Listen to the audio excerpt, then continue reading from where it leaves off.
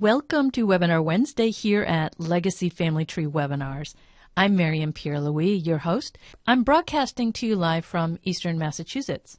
I'm here along with our presenter, Marie Capar, who is live in Belgium for her presentation, Top 10 Tips for Genealogists on Social Media.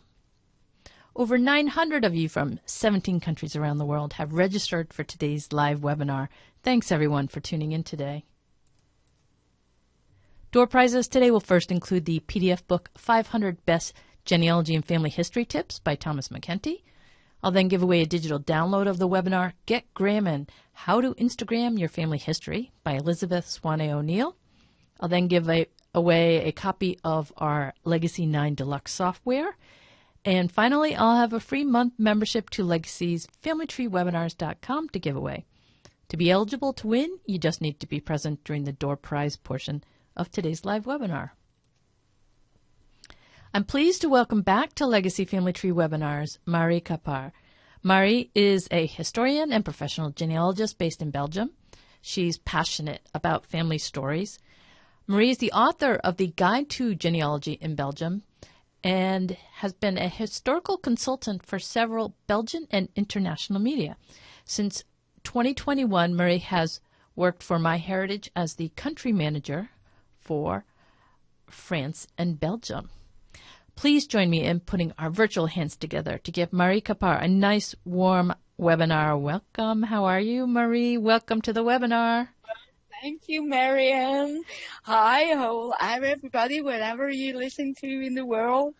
I'm so glad to be with you today, and thank you so much, Marianne. I'm so excited and happy because, as you know, I'm very passionate about social media and genealogy. You're definitely very good at social media, Marie. Okay. That looks great. Time is all yours. Oh, thank you so much, Marianne.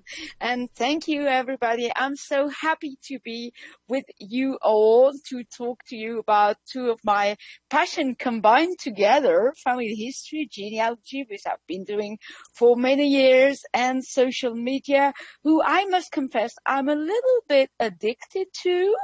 As some of you may have noticed, but all for the good because it gives me the opportunity to study that panorama, that jungle, and to retrieve the best top 10 tips for genealogists on social media. So I'm not going to introduce myself because Marianne has done a fab job doing so, but here goes, and without further ado, let's all start to dive into the core of the subject of today's webinar, social media. So, if you want, you can tell us in the chat how many channels you are using and the kind of channels we are using, because it's also very interesting to know whether you are using only one social media, Facebook, for instance, or whether you are a more diverse person and you use TikTok as much as you use Facebook or Twitter or Instagram. I also, of course, MyHeritage needs no introductions, but of course I have to tell you that with millions of users and trees and 9 billions of records, billions of historical records, MyHeritage is the leading global destination for discovering, preserving, and sharing family history. All platform and DNA kits make it easy for anyone, anywhere in the world to embark on a meaningful journey into their past and treasure their family stories for generations to come. And also gives you the opportunity to share it on social media and share your discovery. All powerful technology does the searching for you with the record matches and the smart matches that a lot of you are very familiar with, revealing fascinating new details about your family history without too much of an effort and all the fun. And afterwards you can go to socials and share with us about your best discovery. So I always, as much as I'm a fan of social media, I always say that the get-go thing to get the end of social media is to have fun. That's very important take, but also to feel safe. because if you don't feel safe, it's exactly as if you walk into a bar or a restaurant. If there's something weird or hot about the sphere, you're not going to want to stay. And of course, on the internet, there's all kind of people and environment out there. And the first thing is for you to feel safe about it. So before we take off, just a word of safety, exactly as on a plane. Now you just picture me in the middle of the plane aisle playing with my hands and show you the exit doors. We're going to have a great time exploring social media and all the possibilities for genealogists, but you have to know that social media are for communication, just as they used to be radio, just as they used to be newspapers, just TV, and then later the internet in general. And then as from 2004, Facebook came along and then other players came along. It's for communication. It's to transmit information that you want, the one that you want, not the one that you don't want. I have all due respect to gardeners out there, but I'm I love plants. They are beautiful and I really love to receive flowers and everything, but I'm not interested into gardening or gardening tips. So obviously I'm not going to go and look into that when I'm online, or also I don't want any other negative. Some people are very good, making, negative comments and being the Debbie Downers in the social media sphere. And please, by all means, if you feel negative with somebody or if there's something negative happening to you, if it's in a Facebook group, please report to admins. If it goes too far, feel free, don't feel guilty to block the person and says, okay, I'm feeling upset by this person. I don't want to see what, because at the end of the day, you're not forced to be online, but you have all the rights to be online and have fun and not be taken down by other comments or other people or people criticizing you or people putting themselves, and telling you what to do instead of speaking in I. So instead of, sharing their own feeling without putting the blame on you. So consider social media as if it was a public sphere. So you really have to consider that if you are to speak up on social media, to share something because you're passionate about it, or you have seen something that you liked around the genealogy sphere, or something that you don't like about the genealogy sphere, consider it exactly as if you were entering coffee place to meet a friend and telling your friend about your day, about the book you read, or about something you've done, or a discovery that you just made at the archives, or online for the matter. And you may be overheard by people. You also, sometimes we tend to be passionate about things and speak a bit too quickly. Think it through before posting. Is it relevant? Is it positive? Is it constructive? Will it help others? All that kind of consideration that you need to think in your mind before posting. And exactly as in a public sphere, be considerate of what you are saying. Don't put down other people, for instance, because you may be overheard by somebody who would be hurt, who would be a close person of the other person.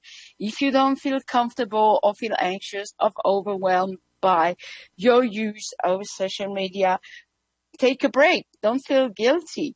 Social media is a genius tool for any fields, but especially for genealogies, because it can really help us also to solve brick walls, to redirect or research in the direction that will, give us a precious clue as to our research, or link to personal family members that we didn't know about. But if at some point somebody, because there are all kind of there, somebody's making you feel uncomfortable or not well, it's okay to step back for a bit, that you decide as the limit, draw a red line. This is where my limit is, don't. There are also people that are kind of, suckers, I'm very sorry to say, but they are like, you give them a little bit of information to get them started, and then they want more and they want more and they want more.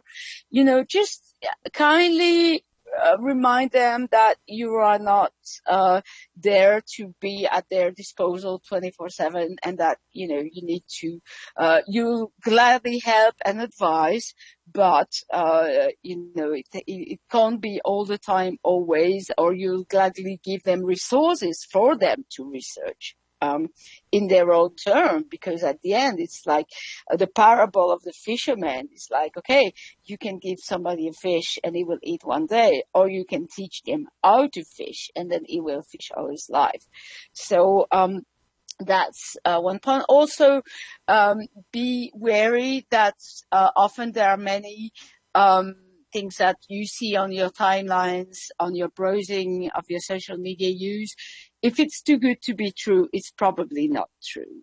So I know that, for instance, there are several scamming schemes around inheritance, saying, "Oh, you've been, your descendants of blah blah blah, and you have inherited 2 million." And be wary. If there's a really a legit office in there, contact the office to confirm that they really did send you, or they really did contact. Like, it's like, of course, we genealogists have an easier time to debunk this, because we know, like, oh, you're a descendant of that person, and the name is made up, and you of course know in your tree that there's no person with such name in your tree. But be wary of that. And beware of scammers and impersonators. Also amongst genealogists, it had happened to me, but also to several genealogist friends, that somehow our accounts were used. So please, when you see this, be aware, seeing the numbers of followers, seeing how weird that person speaks, maybe ask something that only you and the person know, where you've met, etc., to check. And if it turns out to be an impersonator, please report and block for the safety of all. So with that safety word in down, I'm going to dive into my tip number 1 for your social media use. The first thing that I would advise you to do, even before going on socials, would be to question your why, your who for, and your how. Why to be on social media in the first place? Is it to research surname bearers, maybe, of your surname study, or place study that you have ancestors who were, or your who for? Am I searching for a certain someone? Am I searching for descendants of a certain couple? And how?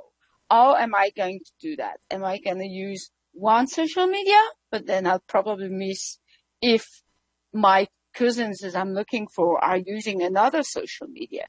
If I'm using Facebook and my cousins are using Instagram, I'm not going to find them. So maybe it's best to have several accounts. That tip number 1 is more of an offline tip. You can take computer document page or a paper and think of the why you want to be on social media for genealogy. Do you run a genealogy society? Do you want to share information about your events, your activities? Do you want to set up a surname study page? I'm studying the Schmidts from Idaho, and I want to list all the Schmidts from Idaho, and I'm going to set a Facebook page that's going to call the Schmidt from Idaho. And do you want to do a family group where you can share informations between the genealogists of the family, because we all know that in families there are people that are more inclined for their family history than others.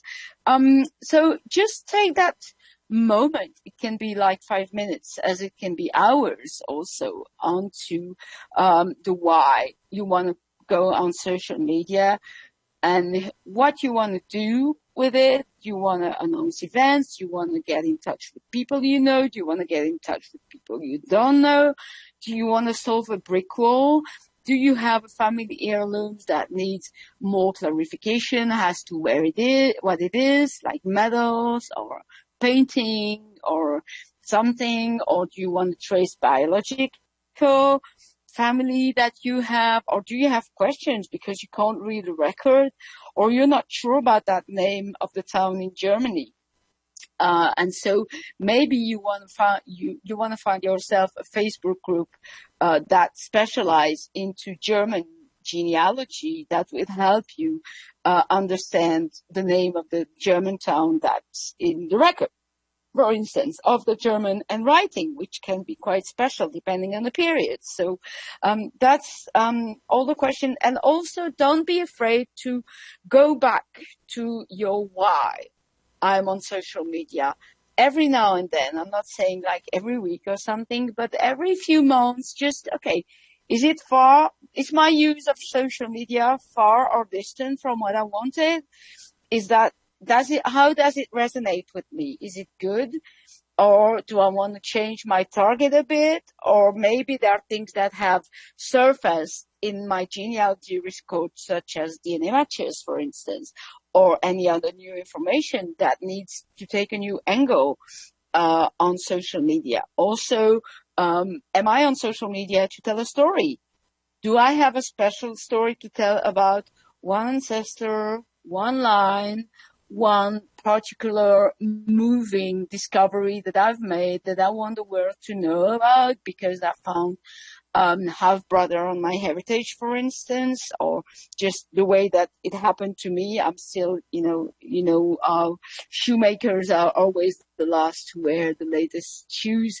I discovered that, I have another grandfather, and I'm going to take to social to tell that story.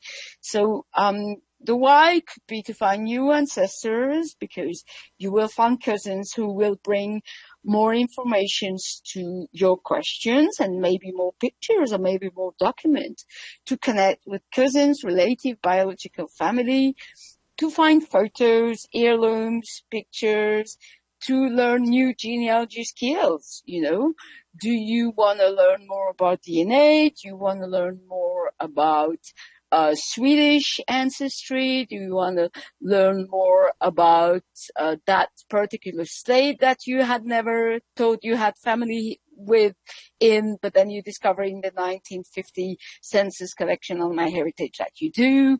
Or do you want to seek for help, brick walls, question, paleography? There are many, many different reasons to be online, to be on social media with a genealogy angle in your mind. And you need to think about your own and what's good for you. And always also remind that what's good for the others are maybe not what's good for you.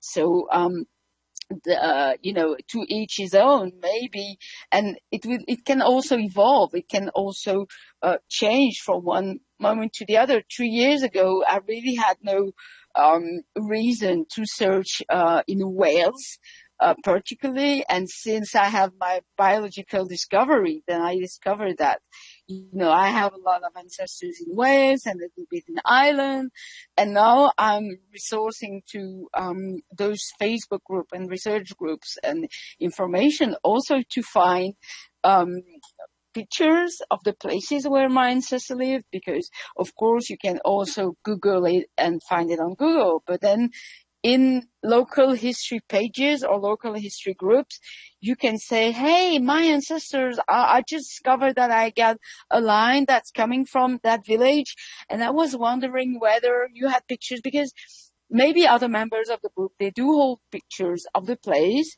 not necessarily being aware that there's something on the picture that might absolutely speak to you, like a shop reference or like a pub or an Irish pub or anything that will, be of immense value to you for your family history.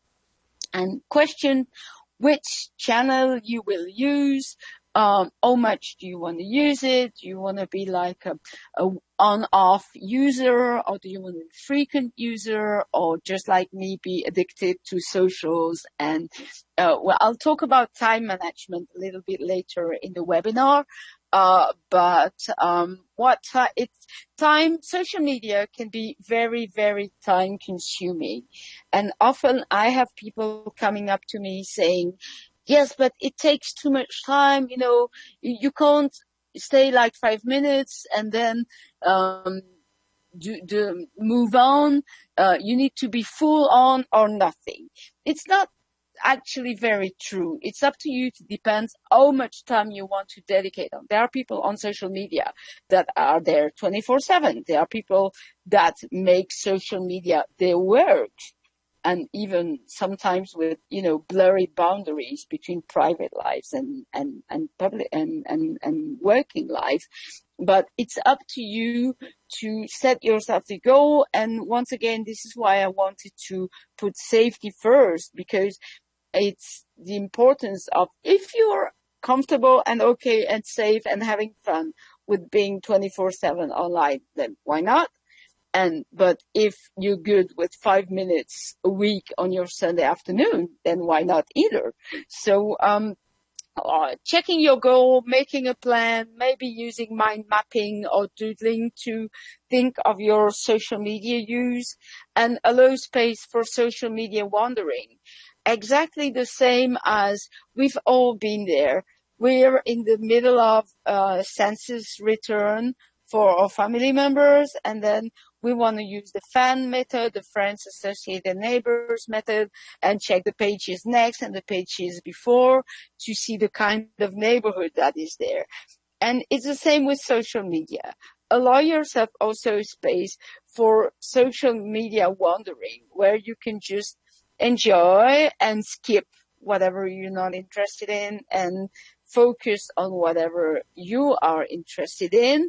But also always bearing in mind that the social medias are working with algorithm, and algorithm will, of course, show you more of what you've looked at. So if you look at a lot of contents regarding genealogy, you will have, of course, more of that. And if you start looking at gardening, as I was saying, then you will have more of gardening. So some people are like, yeah, but when I go there, I always have like cooking things because my wife is looking at cooking lessons. And I'm like, yeah, but the more you look at genealogy things, content, the more genealogy push you will have.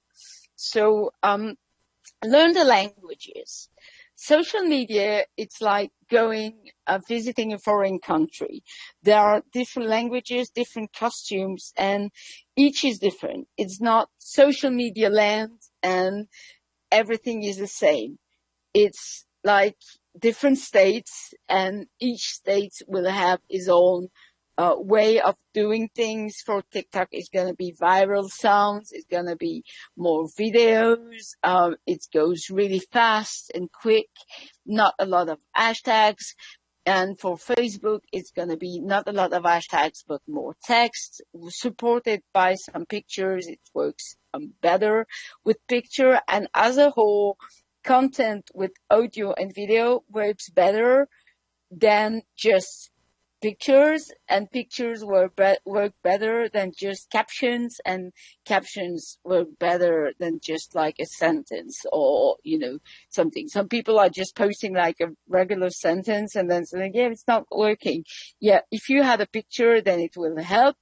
If you had several pictures, then it will help even better. And then if you had a sound, and if that's a video, it's gonna work better. It's kind of a pyramid system. So just like a different country to visit, Each social has its own languages. Some social networks, such as favor the narrative over the visuals, even if the visuals help. But it's Facebook allows you to post like a text or a little to expand a little more on your story, and Instagram will only work better if you have like 2, 3 sentences, like really quick, between 3 and 5 hashtags, and then that's that. So it doesn't really leave a lot of space. And I understand that sometimes people are like, yeah, but it's really hard to summarize a research that maybe took years of decades of research in such a short format. But that's why you could do different episodes, for instance. You could do different posts. You could do one post. Think of it as a series, Episode 1 will settle the background. Episode 2 will present the characters. Episode 3 will present the first action, second action, and so on, until you get maybe the ending that is maybe a family reunion, for instance, or maybe up to now. So one post per generation, or one post per ancestor, or something like that. So yes, learn the languages. Facebook allows maximum 10 pictures or an album if you have more, and 1, 2, a number of paragraphs. I forgot how long, but you can really go in deep. But then it's not always good to have too long a text on Facebook, because people won't read it. Something I always remind my husband that he's posting like long text, and I'm like, nobody's reading that.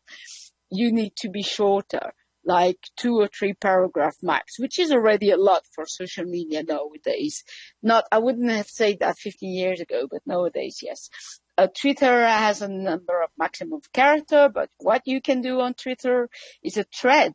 A thread is a multiple tweets over one subject. You can start a thread saying, planting the background, the settings, saying, I'm going to talk to you about the Capart family from Wasteland. Hashtag genealogy, hashtag family, hashtag Flanders, because Flanders is where they're coming from, with one picture. And then from there, I will add one tweet with, this is the oldest picture of my Capart ancestor, who was called X and who came to live to Brussels in the early 19th century. He was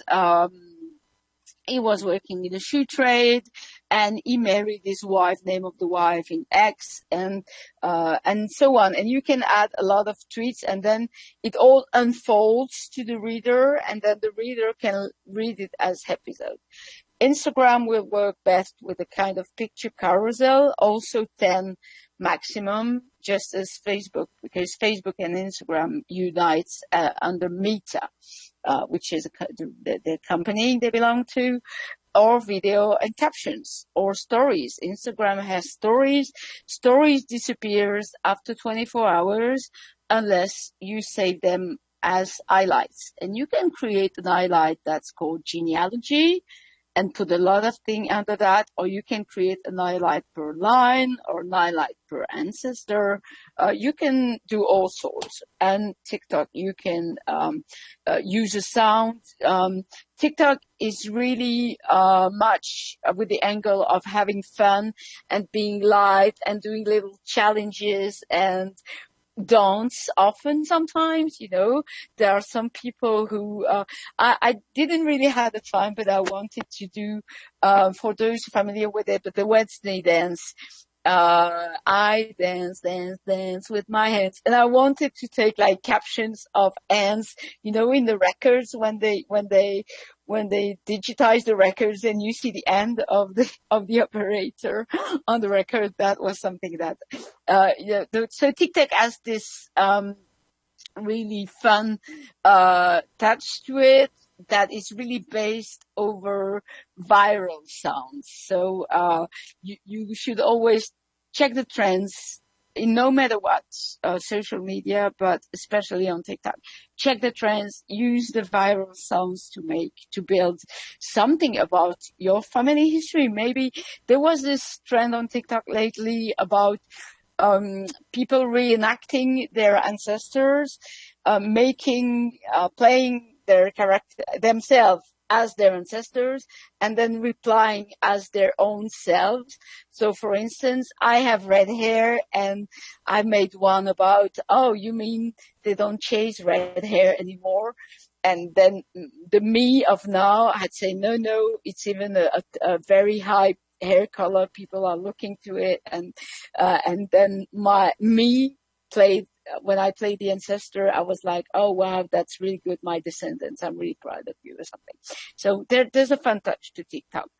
And talking about TikTok, I want to emphasize on my tip number 3, which is break the generation barriers.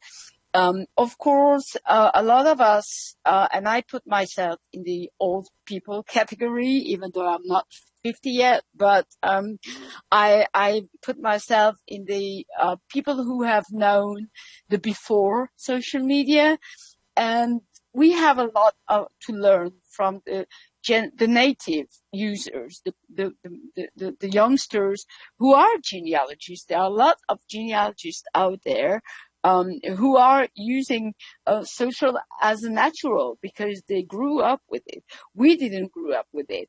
We saw it arrive, we saw the forums, we saw the blogs, and then we saw the socials, and we're jumping on the bandwagon. But we have a lot to learn. So please dare to engage with younger generation or Gen Z. Don't be afraid to ask them for advice. Is it working? Am I doing this right? Or is there a way that I could do this better? They're always so very happy. There are sometimes I've read some frustrations from some of the younger genealogists that they weren't taken seriously by the elderly because they weren't used to the old process of going to the archives or going to the societies and resorting only to online resources or digital. And they are hurt sometimes because of those criticism, and they would really pretty much like to share with us how to engage on social media from a genealogist point of view. So please don't disregard them, or don't think that because they're younger and they're in genealogy for lesser time that we are, or that they haven't gone through the whole sometimes painful process of going into the archive for days and hours and then not being online at all. Don't be afraid to engage with them, and as a whole, in fact, dare to engage with everybody and chip in when you know and say it when you don't know. And if you don't know, you can always say, I don't know about this, but maybe I can retweet if it's on Twitter, or I can share if it's on Facebook or Instagram. And maybe somebody in my circle will know how to help you. This is how to be like a good willing user of social media. Be creative as well. Prepare your narrative. Think of it as a film script, maybe. Think of the subject you want to communicate to the world, the angle. Think of the receiver. Is everybody interested in knowing a little fact that over my ancestor that I may find super exciting, and maybe the people in my family Facebook page will find it super exciting, but maybe the world won't find it as much as exciting to know that my grandmother was, cooking that dishes for Christmas.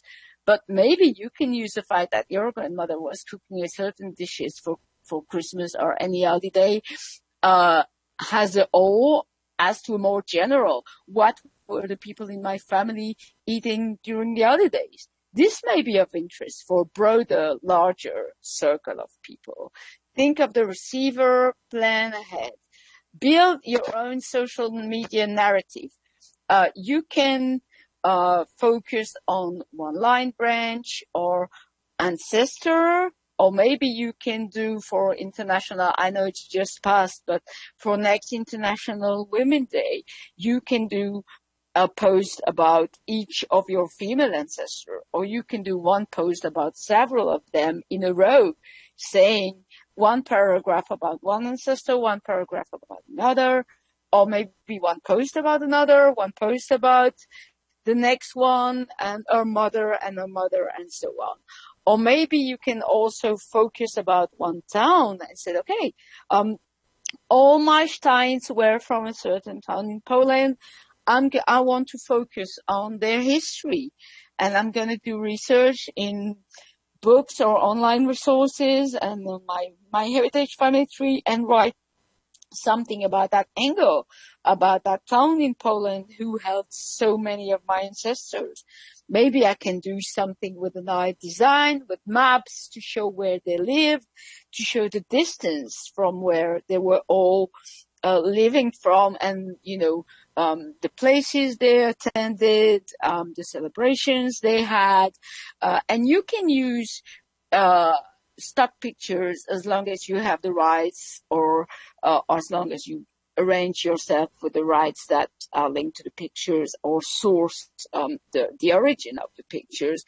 But you can build, even if you don't have your own pictures regarding places, you can always arrange that to tell the story about your ancestor in one place in a town, with public domain picture, illustration, and just write below, like, illustration picture of the town of, where my ancestors were from. The history of a house, of the inhabitants of a street. If you have several ancestors that are often, neighbors, in a close-knit community, you can create content for those those subjects. Also focus on family picture. Maybe you can, I'm following several accounts on Instagram that are once a week, they are posting a new family picture. They are taking a family picture from the album, and they are, oh, this is my third great grandpa, blah, blah, blah. And they say the story of the great grandpa and the wedding, and who's on the picture, who's identified, who's not identified. Maybe, you can have tips from followers and from your audience about it. So don't be afraid to use visuals. Pics and videos, same focus on a branch, on places, and really don't be afraid to dare new things. Start to film yourself. You can always, if you're not safe or comfortable, you can always delete it. You can try and delete and see how it comes out. This is something I do often. I have, a lot of drafts that I delete every now and then because I'm not happy with how it comes out. But in the end, it will come right. The major influencers on social media, the perfect selfie that you see, it has taken 50 selfies before to get that one right. So here goes. Also, feel free to use photo tools, and for instance, photo tools of MyHeritage, to showcase your family history on social media. For instance, colorization, animation, enhancing. I found out that deep nostalgia is working really great on TikTok, because people like to see the characters moving. And for instance, here's a picture of my beloved parents on the wedding day. And you're not going to see this, but the left part is my grandparents. And I hadn't, before I colorized it, I hadn't noticed it was my grandparents, because I always knew my grandma as an old lady. And I hadn't realized that it was my paternal grandma who was there. And as far as the colorization goes, I have asked people who were at the wedding, how was my mom's bride bouquet? And they have described it. And I hadn't told them I had colorized, and they had described it exactly the way that it has come out on MyHeritage. So, use the photo tools to then post it online. or use family heirlooms as support to tell your family history on social media. Here's one doll that I have inherited from my family, and it happened. I didn't know, but then I have found this picture of my grandmother, Suzanne, as a little girl who has received a doll. And I realized then that it was a doll that I had at home from the picture. And now I can use that support to tell the story of the doll, and through the story of the doll, the story of my grandmother. And talking of family heirlooms, I want to take the opportunity to invite you all to an Instagram live that's taking place next week on Instagram.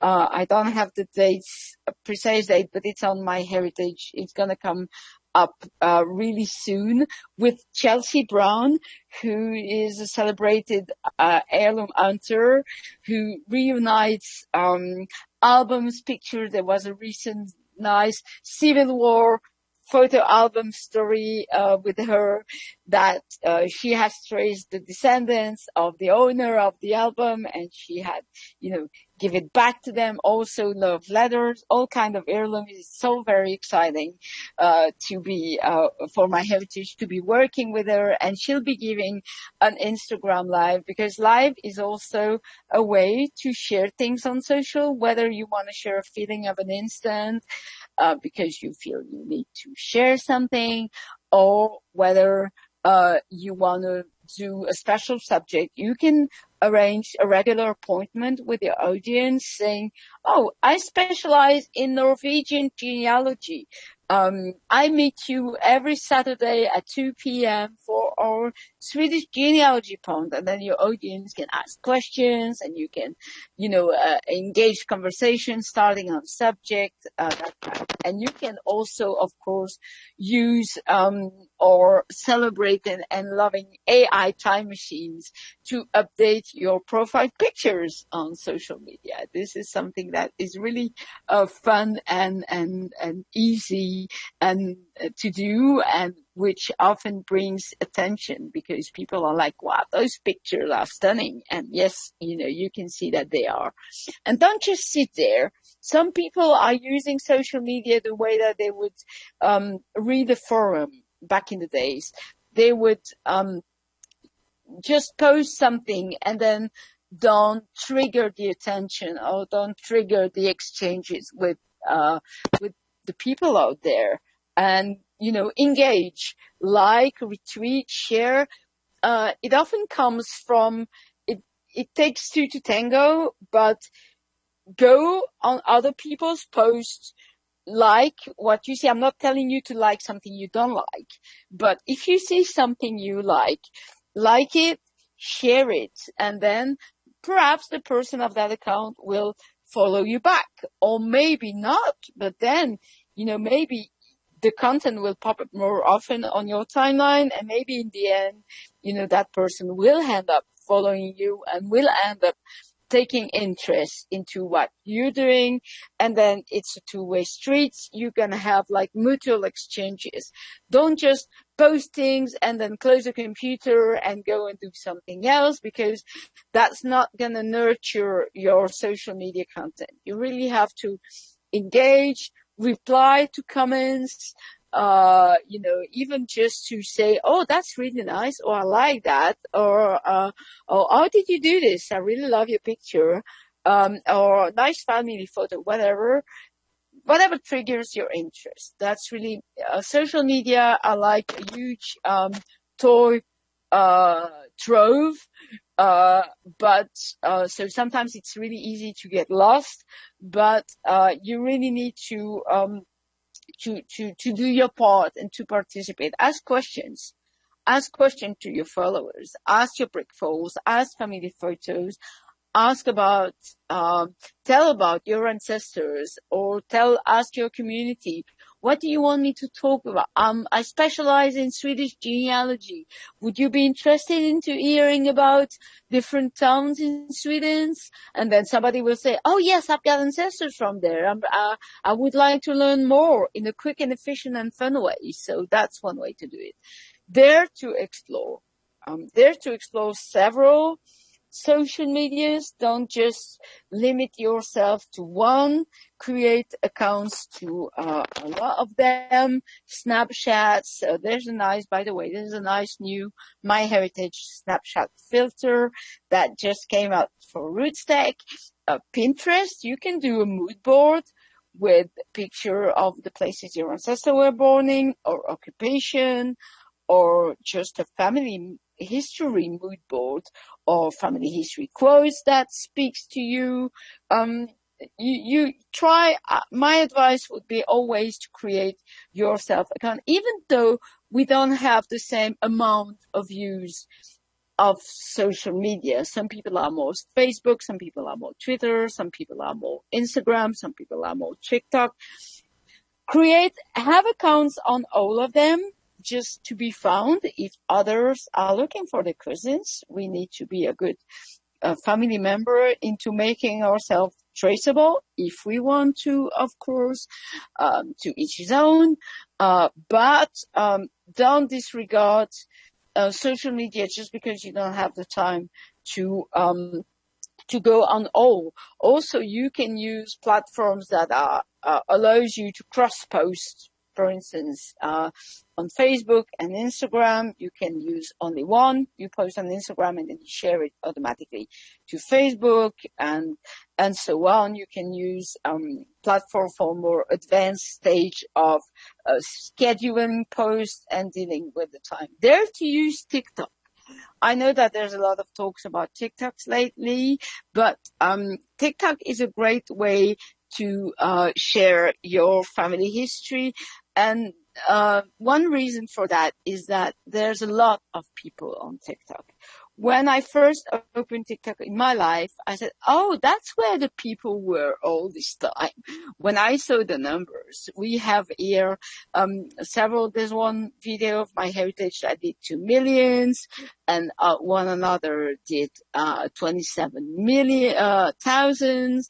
So really, if you want to have a broad audience, TikTok is the place to be. So that's something. And also, it also helps you to do like short videos, and it doesn't have to be perfect. You don't have to be Steven Spielberg to be on TikTok. You can really set something up really quick with, whatever you have in hand, just to share with the world about your discovery and about something. It can be just like a picture or a small video of 30 seconds of your family Bible with a sticker or with something, and with a trivia about your ancestors. And look what I found. Wow, that's my family Bible from 1837. Something like that. So it doesn't have to be very long. There are other social platforms others than the big four. So the big four are Facebook, Twitter, Instagram, and TikTok.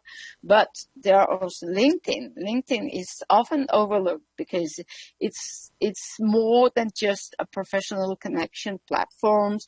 There are Twitch, that's more of a streaming video. Pinterest, I'll mention, and Mastodon, who was really a lot talked into because of all the Twitter. I always say that Twitter is the teenager of social media. Everybody found Twitter really cute when it was younger, and now it has a lot of acne and is moody, and its mood changes every week. And so it's a bit disregard, but hopefully it will come out again stronger and more beautiful after the teenager phase. Dare to explore your social media family links. So if you have found, for instance, DNA matches or cousins through genealogy research, you can, of course, look them up on social. If they are on social, is that they have decided to be on socials, and they have, you can always set up your settings to privacy, whether only you see your account or whether your friends are in public, and it's very possible to regulate your settings to the privacy of your choice. And that's something really important to respect in social media and in the world in general. And if your, say, DNA Matches is on social media and has put herself as being allowed, to receive friend requests and to receive, you can always first send a send request and see if they agree to it or not. But it's really important that if you seek contact with living relatives and family members, you got to remember that not everybody is online always. So it's not because you send a message that they're going to reply in a second. Not everybody is as much into family history as we are. So maybe, the approach needs to be a little more delicate, a little bit more diplomatic than the old, oh my God, I'm so excited, I found you, you are my third grandchild, blah, blah, blah. That person may be overwhelmed because it may come at a bad time for that person. It may not come at the right time of the day, or maybe they are between work, kids, bath, whatever. And, pace it. I'm not saying not to be excited. I'm the first one to be excited by any family history discovery, but you need to pace it. Don't forget the 3T rules. Think of how you're going to contact the people. To undo something is much more difficult than to build something. So take your time. Who do I want to contact? What for? Is it super sensitive? Is it something that has to do with biological link that maybe the other person is not aware of, or maybe concerns something not very nice that one parent or grandparent or great-grandparent or other ancestors of the person I'm contacting has done? And maybe that person is not aware. Maybe she's going to be upset. Maybe she's not going to be upset, but it comes at a bad time in the life of that receiver, and he or she doesn't want to hear about it right now. And all of that needs to be respected. One of my close new biological family members took more than 2 years to reply to my message. And I always was respectful I always had left that message. And that person, replied to me after 2 years, confirming what I had since found out. But, I had left that person at the time because that person was almost never on Twitter. And, checked his Twitter like out of the blue and discovered my message and ended up replying, yes, that's the line, point, period, not alone, not blah, blah, blah. And while I had found other cousins who I added as friend request and then messaged them politely, introducing myself, saying I was into family history, and maybe would they love to talk about it, and giving them the time and space to process before stepping on to the core of the subject, which was we may be biologically related, even though I'm not very sure. At the time, I wasn't very sure of how. And since they had agreed, we built a relationship on communication. Those people didn't know about me, and I didn't know about them. And coming out of the blue in their life, as much as they come out of the blue in my life, even though I was the one provoking the communication, it took time. You don't rush things. Things take time, respect the time, their own timing and pacing. And also, if they do reply, even if it's just to say, sorry, I'm not interested, or I don't want to talk about it, this is too sensitive, this is too hard for me, or, maybe those people have also received like bad, relationships with,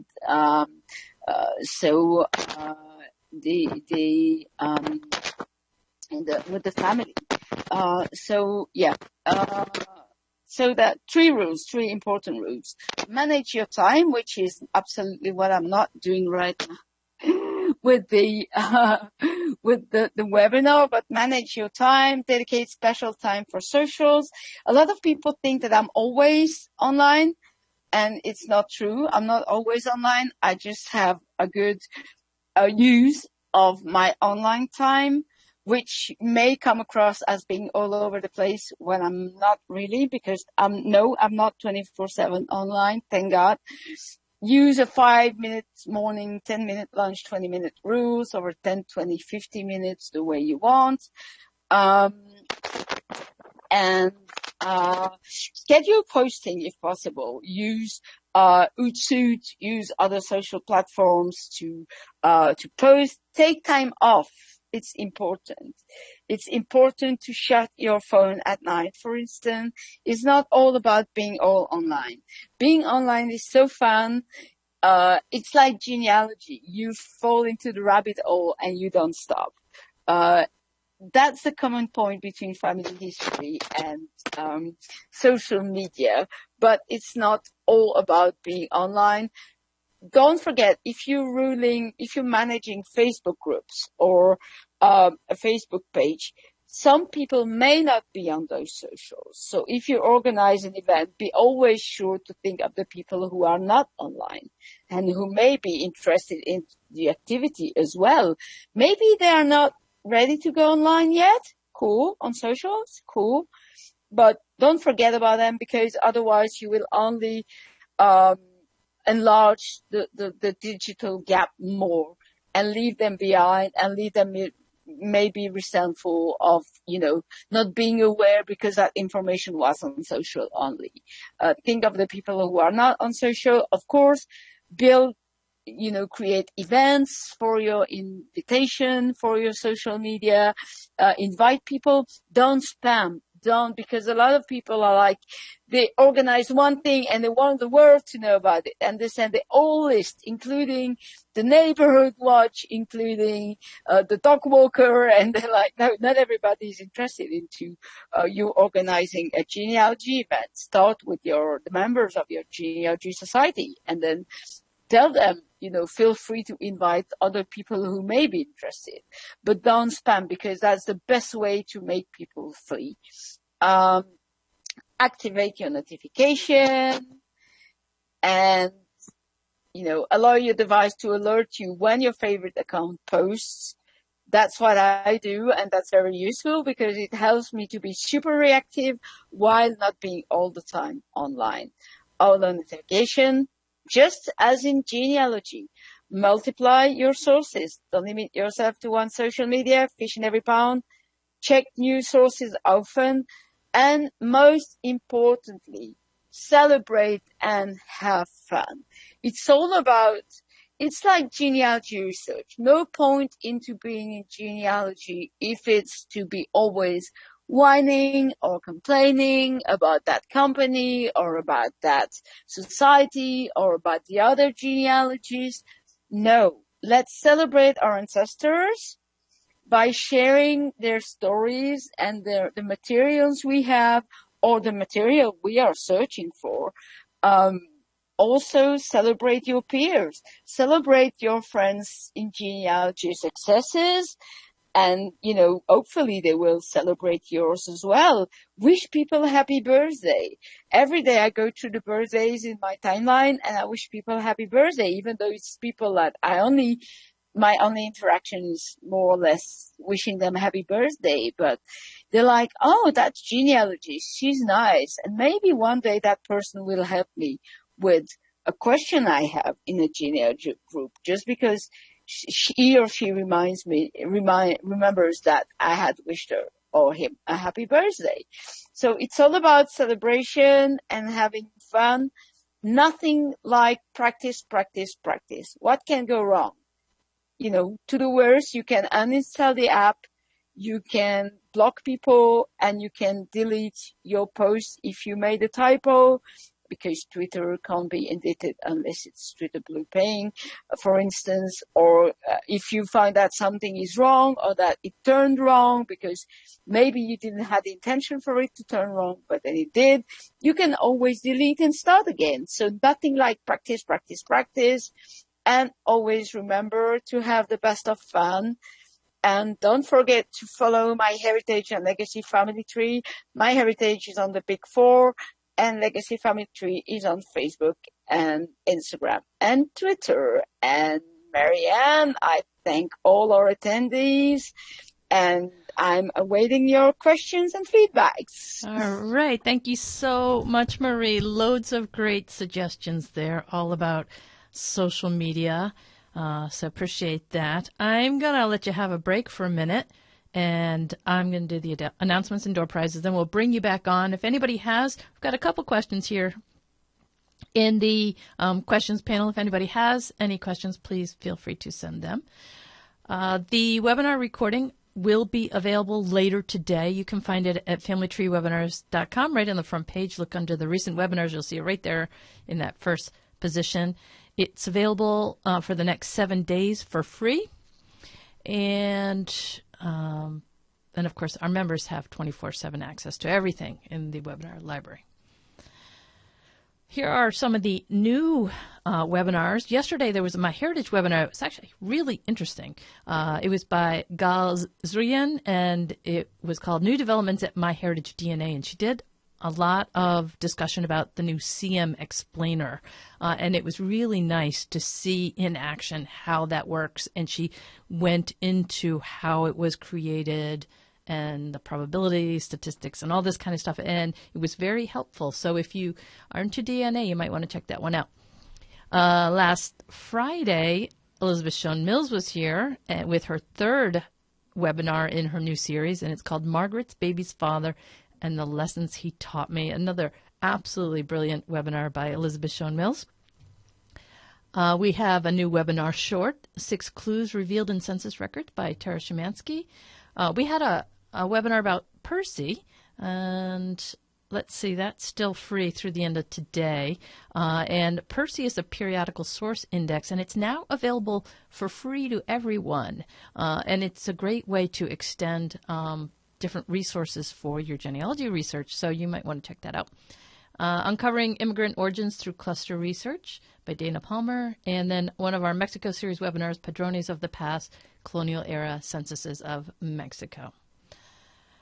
If you would like to see more webinars by Marie, they are in the Legacy Library. She's got 9 webinars total, but she has them both in French and English. So unless you're bilingual in those 2 languages, you'll probably have to stick to one language or the other. For her English offering, she's got one on Belgium and Luxembourg, and another one on Belgium. And so you can come here to familytreewebinars.com/Marie Capart and see all that she has in there. Upcoming live webinars. So we have our Down Under webinar next week. So if you are down under in Australia or New Zealand, what you need to know is that our webinars are standardized on 12 noon Sydney time on Wednesday.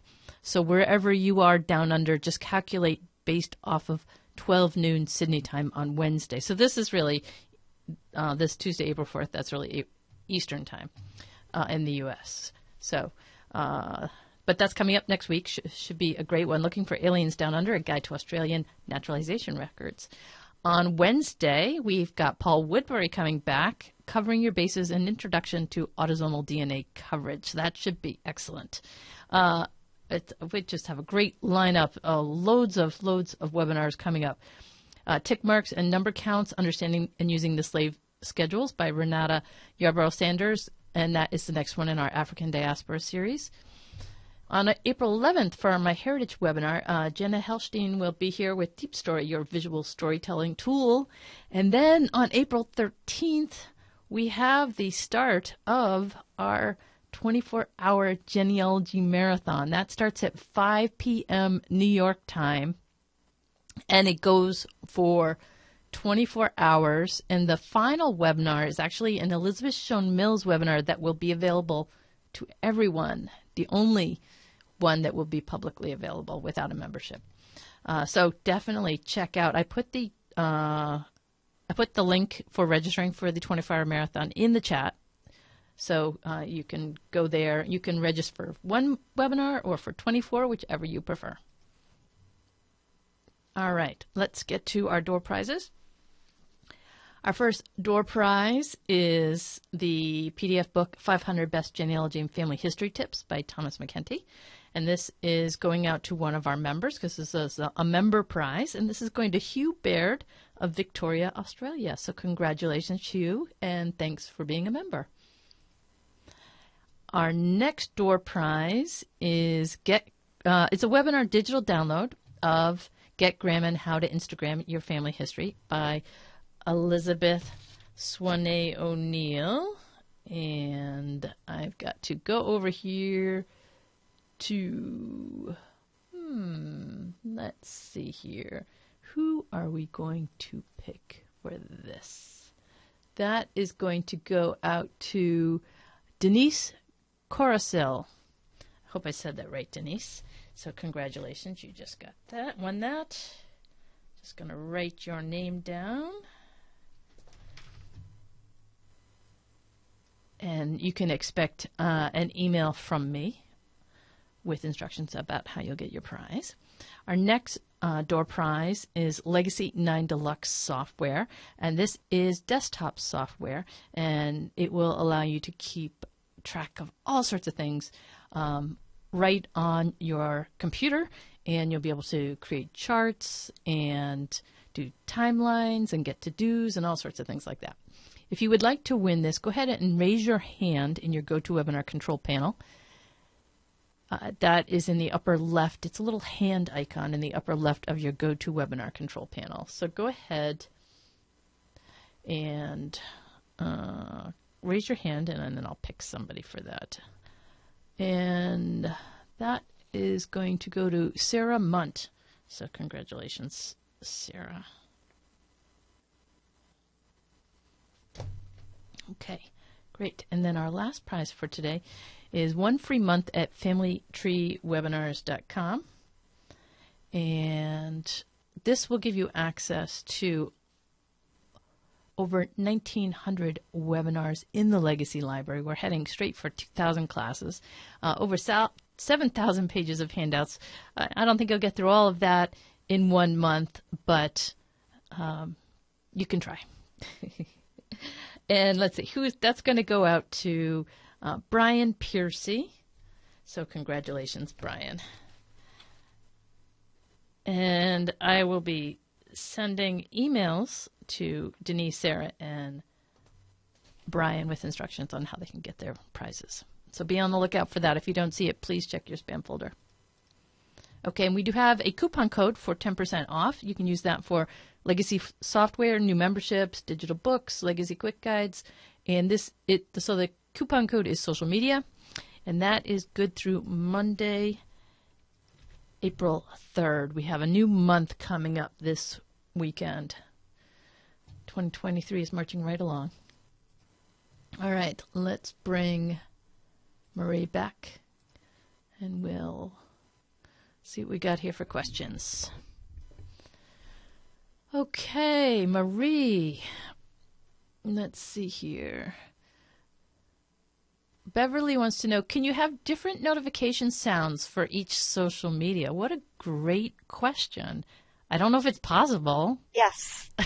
You can? It is. It is absolutely possible. Well, depending on your phone model, but I know that, for instance, my phone, and it's not the latest, a top of the game thing. I know that I can have a different sound attached to the notification of the socials.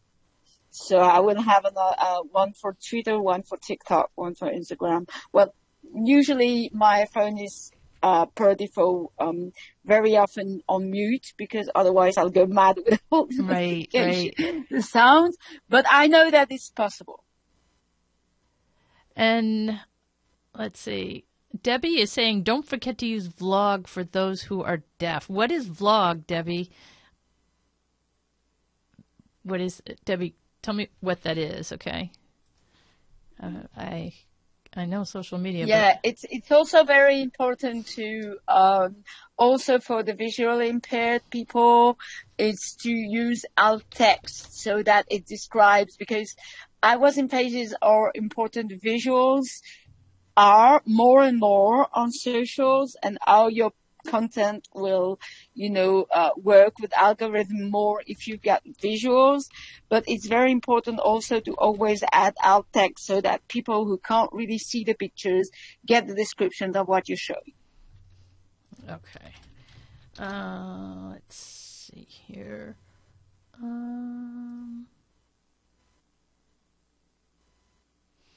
Let's see. Oh, so Anne wants to know, what is Discord? Someone mentioned that they used it in the comments. And I know that my sons use it. I don't use it, but I don't really kind of know how it works. You and me same, Marianne. My son also uses Discord. Discord is more of a communication channel on different topics using thematic hashtags, but are more like conversational type of. It's not for posting something that will stay, as the way I understand it, because I don't. It's one of the socials that I have an account, but I have used it a handful of times.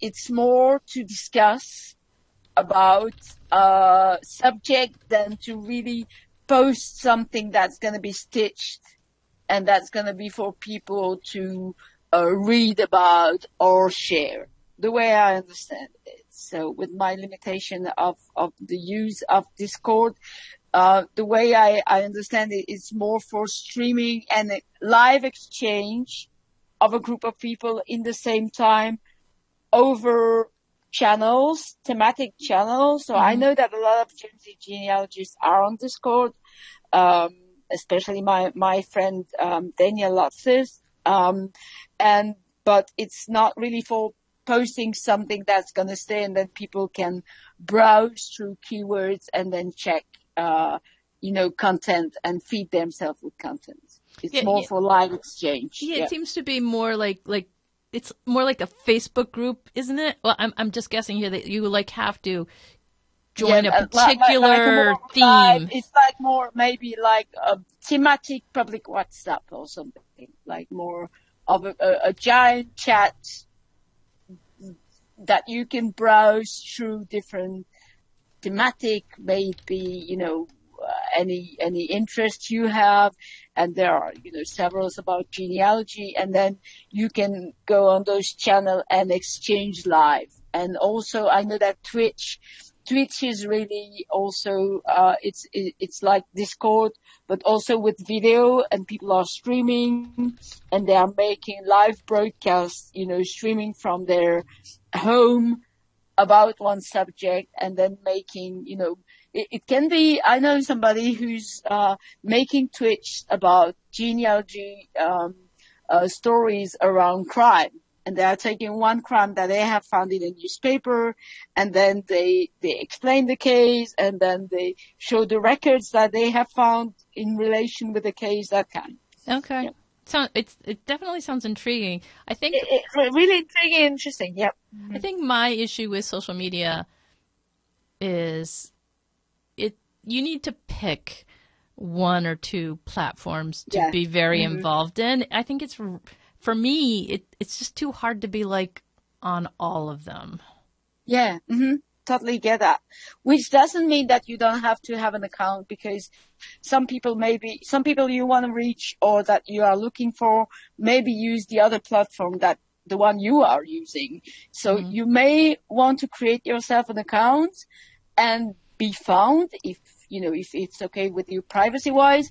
But then of course, yes, focus on, and also, we only have of course, besides work and everything, you only have a few times a day to focus on social media. For instance, my Instagram use right now, it's much more bigger than my Facebook use, which would be bigger back 3 years ago, 4 years ago. So it also evolved with time. And what I was saying with TikTok was the first time I opened TikTok and I said, wow, everybody's in there. And it really was an eye opener, because all this time I totally stayed oblivion to the fact that everybody was on TikTok. And then when I opened it, I saw the numbers over there. Oh, this is crazy. Everybody's in here. So, and I was, yeah. So are you on TikTok now? You're active I am on on TikTok now. I'm on TikTok now. I'm not that super mega active because it's not my favorite format, but I'm learning and I'm having great fun using TikToks. But I am on TikTok now. Exactly. Okay. Yeah. Because I think that's one not to miss. So because everybody's seeing the number, it's crazy. Yeah.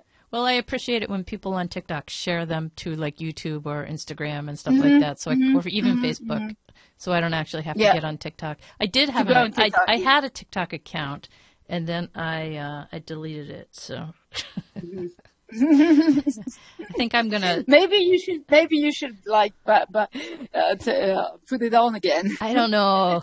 You know, we'll do dance together. I feel a little old because I got onto TikTok, you know, before I really know how to use it, and I saw all this kind of stuff that just really kind of offended me. And I was just like, wow, this place is not for me. But I know it's like that everywhere, you know? It's just like on YouTube and on Facebook, it has my algorithm, and so it just shows me genealogy. Always, and there are always all kinds on different platforms. So you will always find your tribe or people. I know that, you know, a lot of youngsters are using TikTok, but more and more of people our age are using it as well. And then you can always select the people that, you know, that you see things, well, not really because TikTok is pushing a lot of content to your eyes, but you will always find your way to the people, the attraction to the people that are more in your lifetime. And there's a trend on TikTok saying like, hey, you know, we're not that old. We have the right to be on TikTok just as much as you do. Karen wants to know, what was number 9 of your tips? The number 9 was multiply your sources. Okay, multiply. Just like in genealogy. Yes. Okay. Meaning, have what we were just saying about meaning opening different accounts, you know, test and trial. What feels, you were just talking about TikTok not feeling right for you, which is totally legit. When maybe it will feel super right for somebody else. So, it's all a matter of test and try and multiply your sources, just as in family history research. I think it's also the attitude that you go into it with, you know, and I can't say that I really had a very good attitude when I was going onto TikTok. So, but that's, like I said, I feel like it takes so much time doing all these different social channels. And I think I was just feeling like, oh no. It takes a lot of time. So maybe you would want to, you know, test try a lot of them, several of them, and then choose the ones you are more comfortable with for sharing stories or your family history or research or questions. I know that for a lot of people, Facebook is a comfort zone and they don't want to go out of Facebook. As for the people on Twitter, and who, by the way, are meeting on the Tuesdays in the hashtag Ancestry Hours. Don't forget also to research through keywords on social media, because that will bring you to the content. Not all the content will, with the word genealogy in it, will be relevant to family history, but as a whole, a lot of them will. So that's how you will find the people on social and start to follow and be followed back and engage. It's through the keywords and through the content. And I know that some people on Twitter have left Facebook because they didn't like it, and the people on Facebook don't want to go on Twitter because of other reasons. So really, it's a matter of test and try and pick the one that are working best for you, but also create accounts in others and checking them like maybe once a week just to see if you haven't got that message from that long lost cousin that you wanted to track and who messaged you on the platform you were not regular on. Right. Yeah, that's the other problem of having too many accounts. Then you've got to keep track to see if people are contacting you. Yeah. But that's why notification come handy, because you can see if somebody messages you, then you can directly see if it's interesting for you or not. Mm-hmm. All right, Marie, this has been great, really helpful, all the 10 tips. My dear pleasure. So thank you very much for your time today. Thanks to our audience who stopped by to learn what more they could do on social media. And thank you to those of you who contributed, especially those who helped us out with information about Discord. So I shared that through to the chat. And we hope we'll see you next week at our next webinar. Thanks, everyone. Bye-bye. Thank you. Bye.